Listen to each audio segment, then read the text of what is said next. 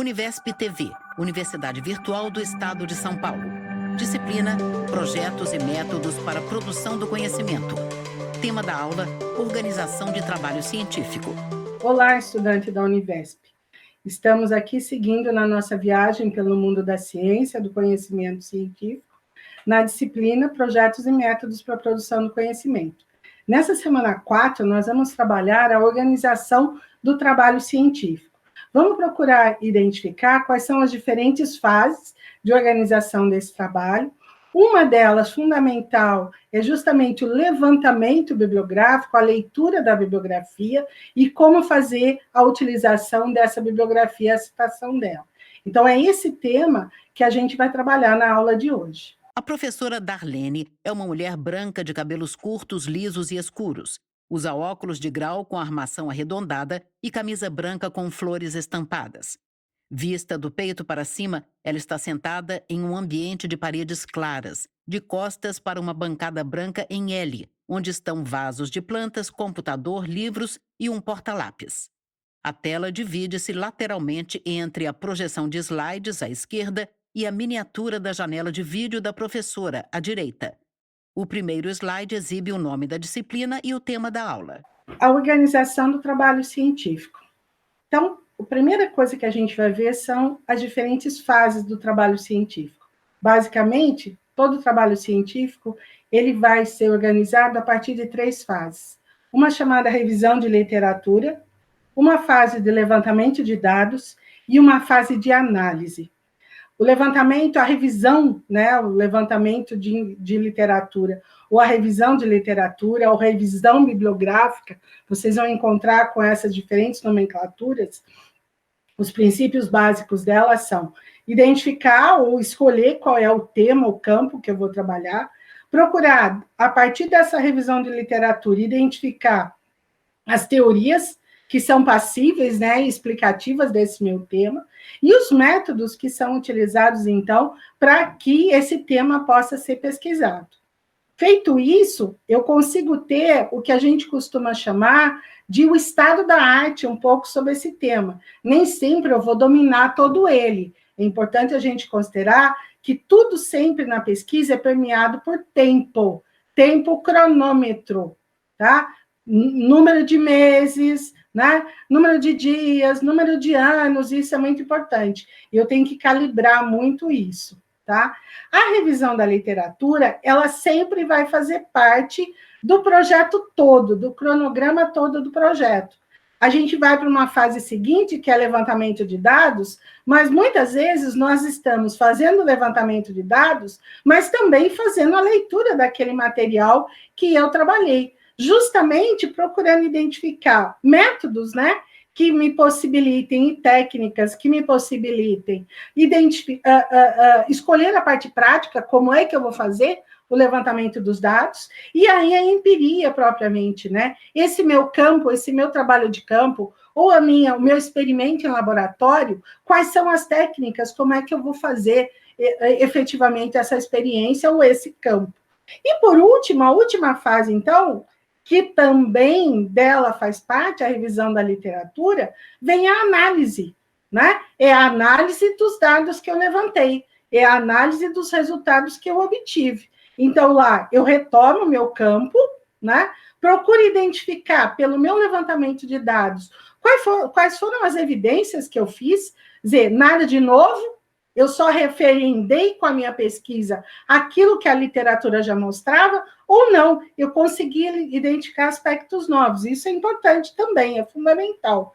E, por outro lado, também fazer uma análise, Se eu escolhi uma determinada teoria, eu vou fazer a análise dos meus dados, tomando como base essa teoria, e fazendo aí a leitura dos dados, tendo como pano de fundo essa minha teoria. Então, lembrando, para fixar, fase do trabalho científico, revisão da literatura, levantamento de dados e análise, depois das evidências encontradas. No slide com o título Fases do Trabalho Científico, um diagrama composto por 3 caixas de texto coloridas, dispostas lado a lado e contidas uma dentro da outra, da esquerda para a direita. Fases de revisão de literatura, com os princípios básicos, o campo ou tema, as teorias e os métodos. Fase de levantamento de dados tem os princípios básicos, os métodos e a empiria. Fase de análise, com o campo ou tema, com evidências e a teoria. A revisão da literatura, que a gente vai trabalhar mais particularmente, né, ela envolve o ato de ler, o ato de estudar, que a gente já viu na aula anterior. Então, lembrando novamente, pesquisar é ler, pesquisar é estudar, tá? Você precisa estudar muito, você precisa ler muito, para que você consiga se familiarizar com o tema ou com o campo que você está trabalhando. Você pode iniciar a sua revisão da literatura a partir de artigos em jornais e revistas também. Mas os textos acadêmicos, de uma maneira geral, deverão fazer parte, acadêmicos e científicos, deverão fazer parte do seu levantamento bibliográfico. E aí, esses textos acadêmicos serão os livros, capítulos de livros, artigos em jornais e as comunicações em congressos. Eu identifico na revisão da literatura, quando eu faço ela, eu consigo já identificar o que é relevante naquele tema. Quando eu faço isso, eu posso, a partir do que eu levantei e do que eu li, ter insights. Ou seja, eu identifiquei que as pessoas, os pesquisadores estão tratando aquele tema de uma determinada forma, mas eu estou pensando em tratar esse tema sobre um novo ângulo. Isso é um insight, e que muitas vezes é a revisão da literatura que te proporciona isso, tá?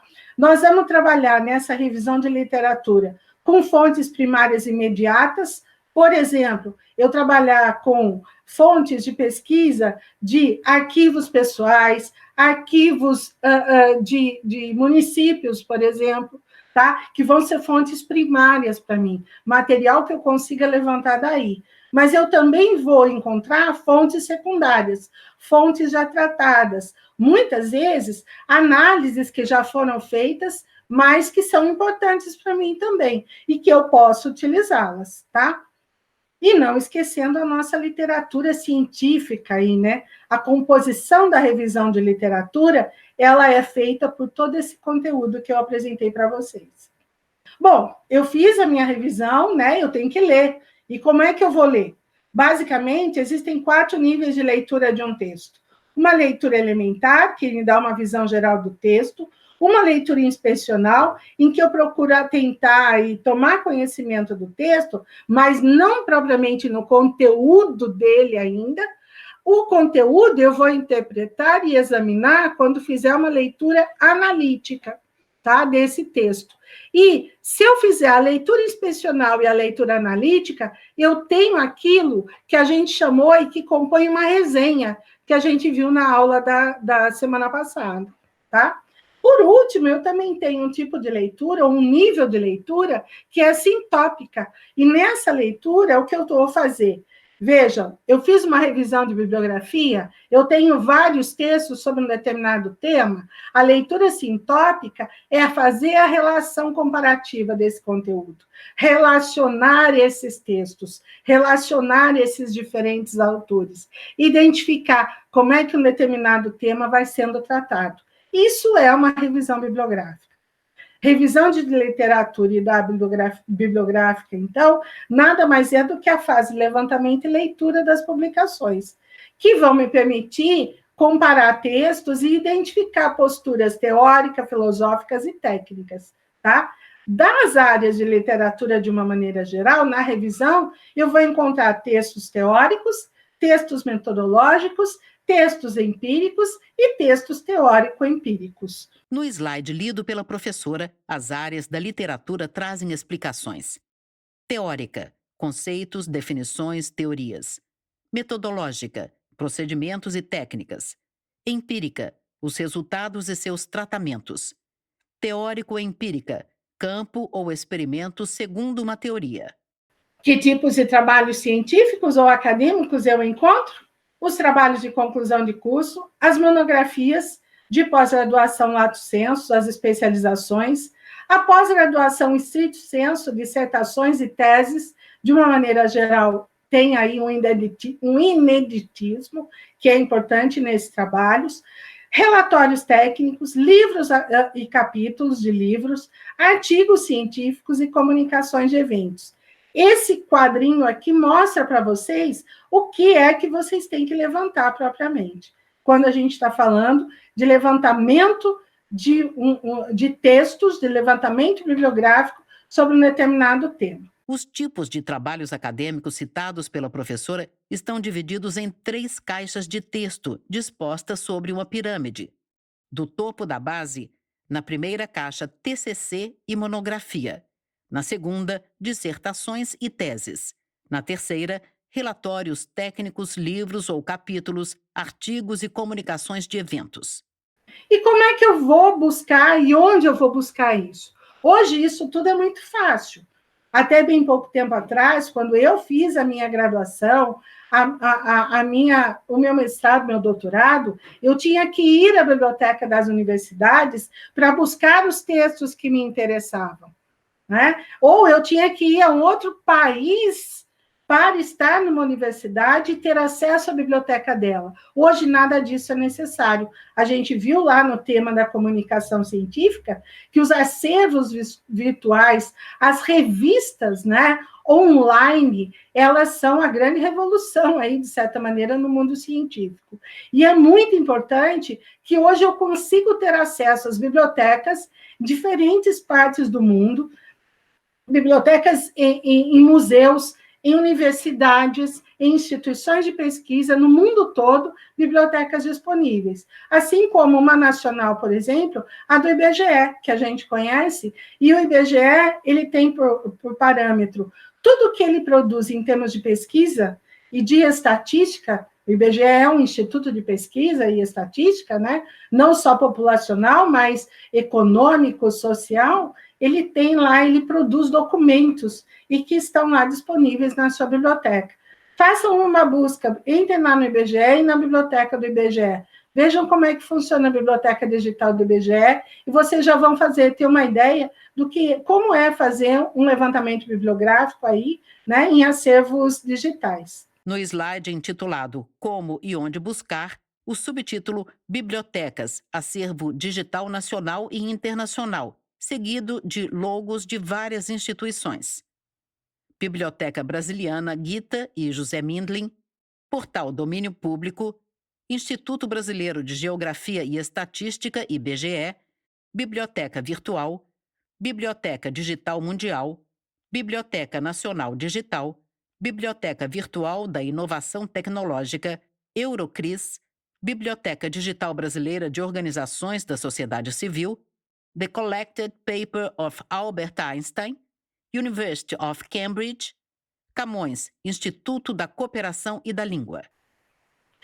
O que vocês vão buscar nessas bibliotecas, nesses acervos? Artigos científicos. Importante lembrar que todas as revistas, como hoje elas são virtuais, elas são online, todas elas, cada uma tem o seu site específico. Muitas vezes, esses sites estão vinculados às universidades de onde elas são originárias. Uma revista científica, em geral, ela é originária dentro de uma universidade ou dentro de um instituto de pesquisa, tá? E aí é nela que na biblioteca dessas universidades, que você vai encontrar, e você vai poder ir para o site da revista e fazer uma busca em todas elas. Importante, os periódicos ou revistas científicas, eles são tematizados. Existem periódicos ou revistas científicas específicas para cada área da ciência, tá? Livros e capítulos de livro, da mesma forma, tá? Nós temos obras completas, um autor só tratando de um tema, é comum as teses de doutorado se transformarem em obras completas, ou coletâneas, que é um livro, que é uma coletânea. O que é essa coletânea? Um conjunto de capítulos sobre o mesmo tema, escrito por diferentes autores dentro de óticas distintas. Isso que é uma coletânea. Os relatórios técnicos científicos, na realidade, eles estão muito presentes dentro das universidades e das instituições de fomento. O relatório técnico científico é uma forma de prestação de conta do pesquisador, tanto na universidade, quando ele é um professor na universidade, um professor pesquisador, como nas instituições de fomento, quando ele tem o seu projeto financiado.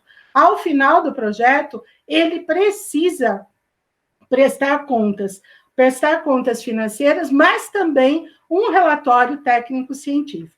E, por último, os papers ou comunicações científicas que vocês vão encontrar nos anais de congressos, tá? Então, que isso também, muitos congressos têm sites específicos e nas áreas específicas de cada uma das ciências. No slide com o título Tipos de Trabalhos Científicos, explicado pela professora, algumas palavras estão destacadas em vermelho: artigo científico, livros e capítulos, relatório científico, relatório técnico-científico, paper ou comunicação científica. Todos esses trabalhos, na realidade, vão apresentar uma estrutura. Basicamente, se eu tomar como parâmetro o artigo de periódico, é um parâmetro bem geral, muitas vezes um capítulo de livro até se parece muito com um artigo de periódico. Então, nós podemos tomá-lo como parâmetro. E qual é a estrutura que ele tem? Essa estrutura ela é definida pela Associação Brasileira de Normas Técnicas, lá em 2011. E esses trabalhos, a estrutura deles, ela deve ser composta por 3 elementos. Elementos pré-textuais, que são, em geral, de informações e identificação, para que eu utilize o trabalho, para que eu possa citá-lo. Elementos textuais, que diz respeito, basicamente, ao corpo do texto, a introdução, o desenvolvimento e as conclusões. E os elementos pós-textuais, dos quais obrigatoriamente faz parte as referências bibliográficas, ou seja, aquilo que você usou de literatura para escrever o seu texto, os glossários, apêndices, anexos e índices, que aparecem muitas vezes nas teses, nas dissertações, nos livros, e que são itens opcionais aí. A norma da ABNT citada pela professora é a 14.724, de 2011. No slide, os 3 tipos de elementos explicados pela professora estão grafados em vermelho. Tá? Eu trouxe aqui para vocês o exemplo de um artigo, tá?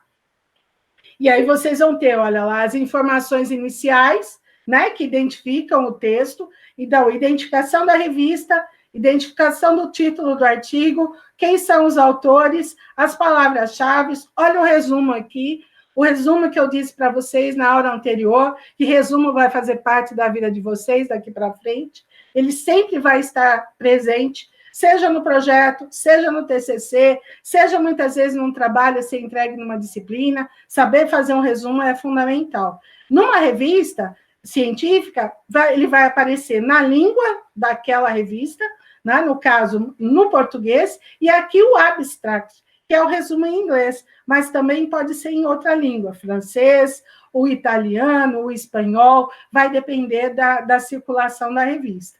Mas, normalmente, em geral, é o inglês. Novo slide com o título Exemplo de artigo e um print de um artigo publicado na Revista Brasileira de Engenharia e Sustentabilidade, com setas que identificam as principais características da publicação científica. No canto superior esquerdo, o nome da revista e o logo, uma árvore de folhas verdes plantada na grama e com o céu azul ao fundo.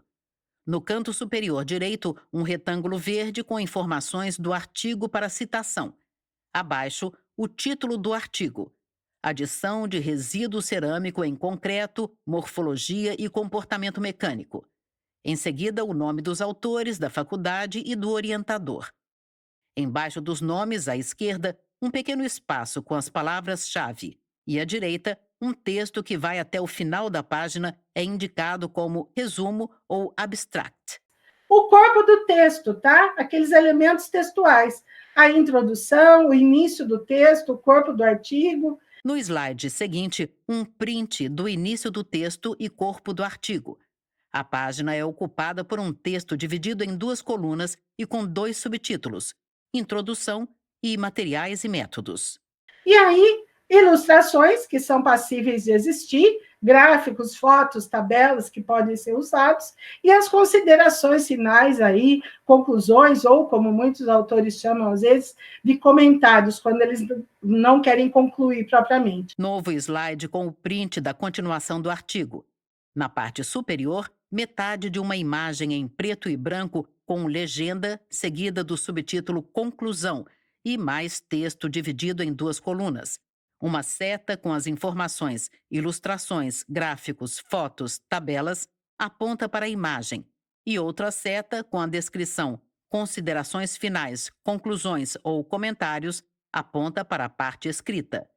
E na parte final, a parte referencial, ou seja, a bibliografia que você utilizou. Novo slide com um print das referências bibliográficas do artigo. Essa é um pouco a apresentação de um artigo.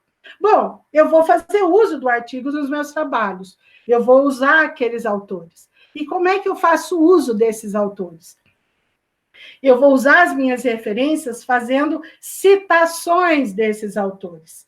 E citar significa fazer uso de uma informação que é extraída de uma outra fonte. Não é um pensamento meu, é o pensamento de um outro autor que eu estou, de alguma forma, usando literalmente, então aí eu tenho um tipo de citação que é direta, em que eu faço a transcrição textual, ou indireta, quando eu tomo a ideia do autor, mas eu procuro fazer um comentário sobre ela, parafraseando esse autor, tá?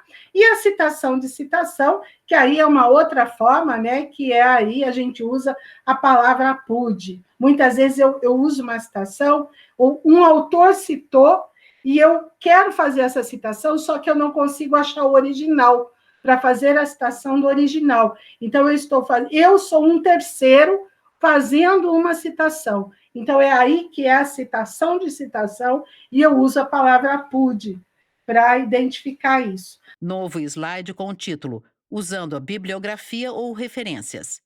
Abaixo, o texto. A citação é a menção de uma informação extraída de outra fonte. Norma Brasileira 10.520 de 2002, página 1. Ao lado, em uma caixa de texto, a informação. Podem estar no texto ou em notas de rodapé. E os tipos de citações, direta, indireta ou citação de citação, estão grafados em vermelho. Aqui vocês têm exemplos de citação, uma citação direta, até 3 linhas, como é que os autores devem aparecer citados, sempre o sobrenome do autor, o ano da publicação, e a página, quando é uma citação direta. No material de apoio, vocês têm lá uma apostila específica que vai poder apresentar para vocês, de forma bastante detalhada, como é que se faz essas citações e como é que se referenciam autores em textos, então. No slide sobre citação direta, um print do corpo do artigo, com um parágrafo comum e outro recuado à direita. O primeiro parágrafo inicia com os nomes de 3 autores em letras minúsculas e separados por vírgulas, e o ano da publicação entre parênteses. Uma caixa de texto indica até 3 linhas, autores fora do parênteses, letras minúsculas. O segundo parágrafo é uma citação com 7 linhas de texto, todas recuadas à direita. Ao final, nomes de autores dentro de parênteses, junto com ano e número da página. Dentro de uma seta, a indicação, mais de 3 linhas. Texto recuado, autores dentro de parênteses, letras maiúsculas, ano da publicação, número das páginas. Tá? Aqui alguns exemplos, então, de citação indireta, tá? Novo slide com o título Exemplos, citação indireta, seguido de um print de um texto com 2 passagens destacadas por parênteses grandes desenhados sobre a imagem. O primeiro texto se inicia com Burgas, 2012, sublinha que. O segundo começa com trabalhos pioneiros como o de Bennett, 1980, analisaram. Nas 2 citações, os nomes dos autores são grafados com a primeira letra maiúscula e os anos das publicações estão logo após os nomes e entre parênteses. Dessa maneira, a gente termina, então, né, a nossa discussão sobre a organização do trabalho científico. A imagem da professora fica em tela cheia. Nós terminamos aqui, então, a nossa 4ª semana, onde nós trabalhamos a organização do trabalho científico, trabalhamos especialmente com aquilo que vocês vão utilizar nos seus trabalhos, propriamente ao longo das disciplinas, que são as referências bibliográficas, os autores e todo o material que vai ser passível de utilização para vocês, tá certo? Bons estudos, e não se esqueça, no material de apoio vocês vão ter um detalhamento muito maior sobre tudo isso. Univesp TV.